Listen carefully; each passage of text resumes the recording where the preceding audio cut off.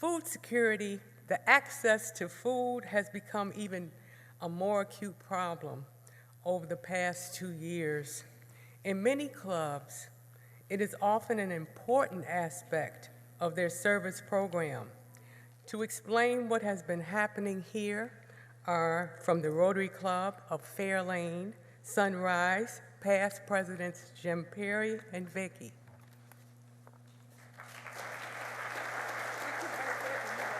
Thank you. Wow, this is awesome because I'm normally a one-on-one person and the light is just making it that I only see the gentleman with the camera. So, excuse me, I'm going to be following notes because I don't want to forget anything. If you notice, my favorite place to hang out is Fish and Loaves.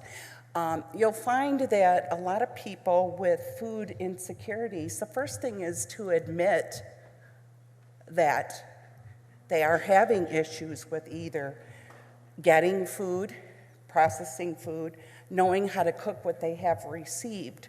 And that's one of the avenues that we take care of at Fishes and Loaves. We have a Cooking Matters program where we invite clients to come in, and for 6 weeks they learn. We give them product that's compliments to them, and they learn how to cook those things. So after the 10-week program, they know how to make at least 10 different meals. Okay, one of the things one of the things that we found during COVID was we had a lot of seniors had the opportunity to come to Fishes and Loaves, and then all of a sudden we didn't see them much until we opened on May 2nd. We were back to client choice, and one of the things we found was that the government was giving them $200 a month. But on May 1st, there was a rude awakening to us that they now are only receiving $29 a month to provide food at their table. So we are back to seeing our seniors again. Not a good thing, but we're glad to see them. Also, too, one of the things that we have at our food pantry, we've had a lot of different organizations that make donations. Through COVID, we were able to provide between 200 and 225 pounds of food per family. In the past, a family of one received 35 pounds. Now they're receiving 200 to 225 pounds of food. That's a lot of food. So we were able to share with them, not only are you grabbing this basket for yourself, you can also share this with your community, which a lot of them did. So it was pretty awesome to see that. This weekend is the postal workers, and coming up later in the year is Boy Scout workers or children that will be bringing additional foods into the food pantries. And there's a lot of different pantries out there that you can be going, not only to be providing food, but one of the things that we find is a big need is you don't have the opportunity when you have assistance to receive hygiene products, toothbrush, toothpaste, toilet paper. So if you're in the know of someone like Noel Jackson and you have access to toothbrushes, you have access to toothpaste.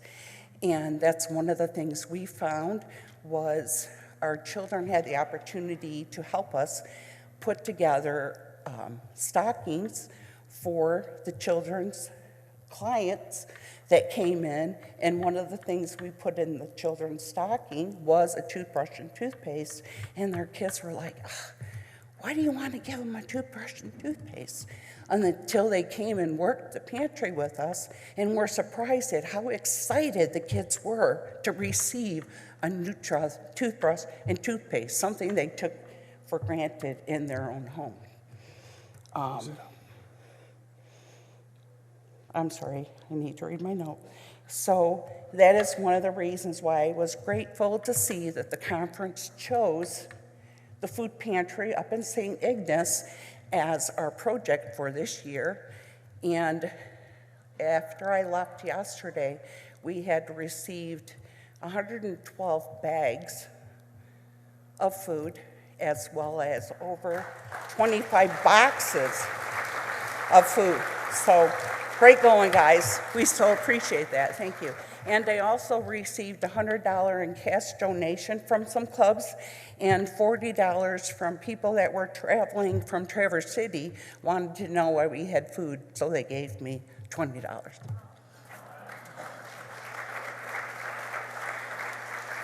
Just to show you the significance of some of the impacts of what Vickie does. Vickie now works with 2 food pantries. She started working with the second food pantry in September. And going into Thanksgiving, the week before Thanksgiving, that food pantry was open on Wednesday and Friday, and then the following Wednesday, just before Thanksgiving. Vickie, how many people did you take care of in those 3 days? 598.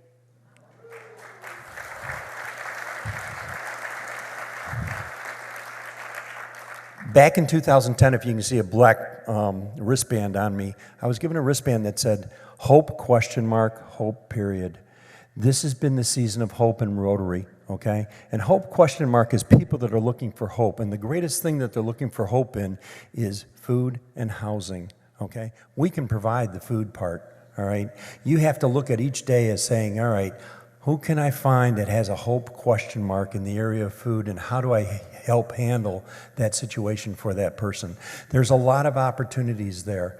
There's opportunities to volunteer in food pantries. Gleaners is looking for volunteers to come into their warehouses, especially on Saturdays, to do special events, to help with the inventory control and so forth.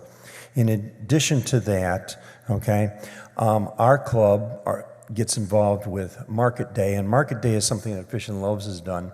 And in the past month, Market Day hands out both eggs, milk, fruit, and vegetables. Basically about 20 pounds of groceries, okay?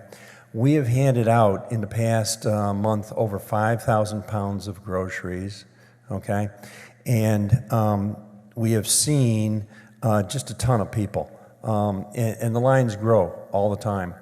And people are looking for nutrition things, and the milk, eggs, and the fruit and vegetables give that nutrition, but so do a lot of the other things. And so know that the food pantries are there to serve. In addition to that, Gleaners is there to serve. And some of you have gotten involved in Kids Against Hunger with us in the past. We intend to bring that back in the next year.